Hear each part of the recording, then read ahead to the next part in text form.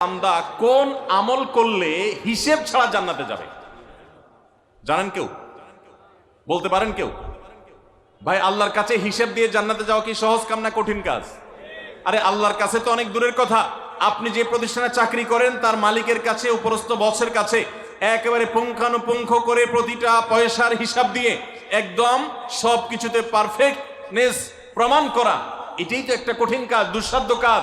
সেখানে সারা জীবনের হিসাব আল্লাহর কাছে দিয়ে পাই পাই করে তারপর আপনি জান্নাতে যাবেন, বিষয়টা এত সহজ না। তাহলে হিসেব ছাড়া আল্লাহ তাআলা এমনিতে বলবেন হিসাব টিসাব নাই, তোমাকে এমনি জান্নাতে দিলাম, এটা চান আপনারা? দেখুন কোরআনে কারীম আল্লাহ তাআলা বলছেন, ইন্নামা ইউওয়াফাস সাবিরুনা আজরাহুম বিগাইরি হিসাব। আল্লাহ বিনিময় দেওয়ার ক্ষেত্রে, সওয়াব দেওয়ার ক্ষেত্রে দুনিয়াতে যারা সবরকারী হবে, যারা ধৈর্যশীল হবে, যারা সহিষ্ণু হবে, যারা নিজেকে নিয়ন্ত্রণ করতে পারবে, এই সবরকারীদেরকে আল্লাহ তাআলা হিসেব ছাড়া দিবেন, তাদেরকে সওয়াব দিবেন হিসেব ছাড়া। তাহলে আপনি যখন আপনার কর্মস্থলে থাকবেন আপনাকে ধৈর্য ধারণ করতে হবে। আপনি যখন পাবলিক পরিবহনে উঠবেন আপনার মাথা ঠান্ডা রাখতে হবে। আপনি যখন আপনার বাসা বাড়িতে থাকবেন আপনার মাথা ঠান্ডা থাকতে হবে।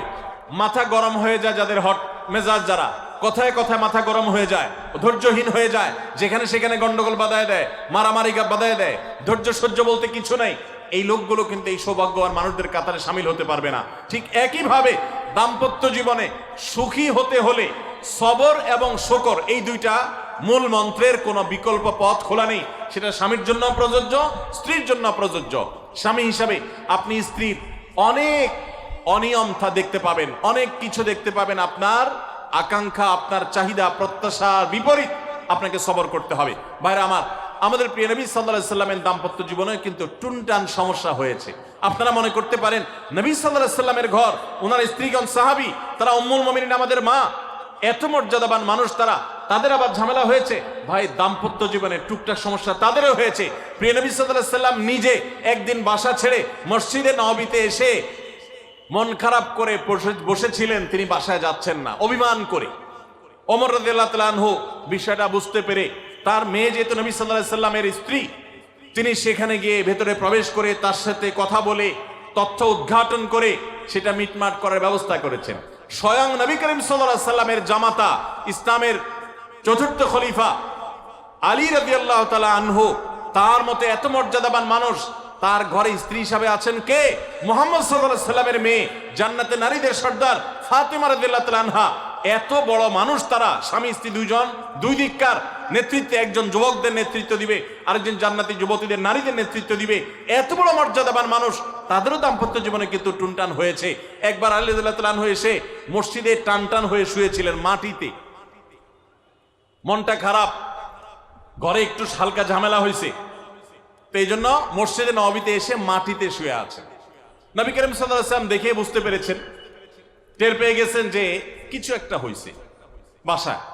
তখন তিনি জামাইকে ডেকে বললেন, কমিয়া আবা তুরাব, এ মাটির বাপ, মাটিতে শুয়ে আছেন, এজন্য রসিকতা করে বললেন, এ মাটির বাপ, উঠো, দাঁড়াও, দেখি কি হয়েছে বলো। ভাইরা আমার, দাম্পত্য জীবনে টুকটাক সমস্যা হবেই হবে। যারা বিয়ে করেন নাই আগে থেকে প্রস্তুত থাকেন, বুকে পিঠে ছালার বস্তা সব বেঁধে রেডি থাকেন। বিশেষ করে সময় যেভাবে গড়াচ্ছে, তাতে করে সামনে থেকে হেলমেট পরেও যাওয়া লাগতে পারে।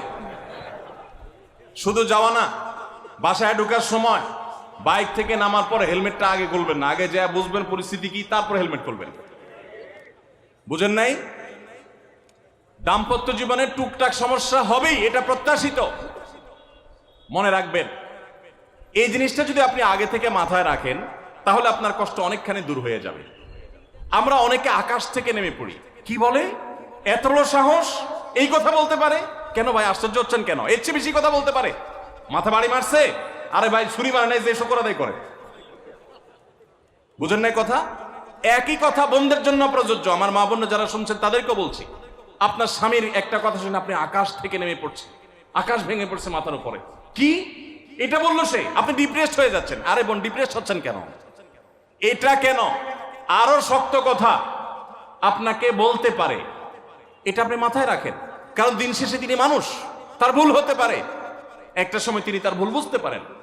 দাম্পত্য জীবনে যদি স্বামী স্ত্রী উভয়ে যদি ধৈর্যশীল না হয়, সবরকারী না হয়, হুটহাট রিয়াকশন করে ফেলে, কখনো দাম্পত্য জীবনে সুখী হওয়া সম্ভব নয়। মনে রাখতে হবে, একসাথে থাকতে গেলে, দুইটা পাতিল একসাথে থাকতে গেলে টুনটান লাগে না, বাধে হয় না? আমি একজন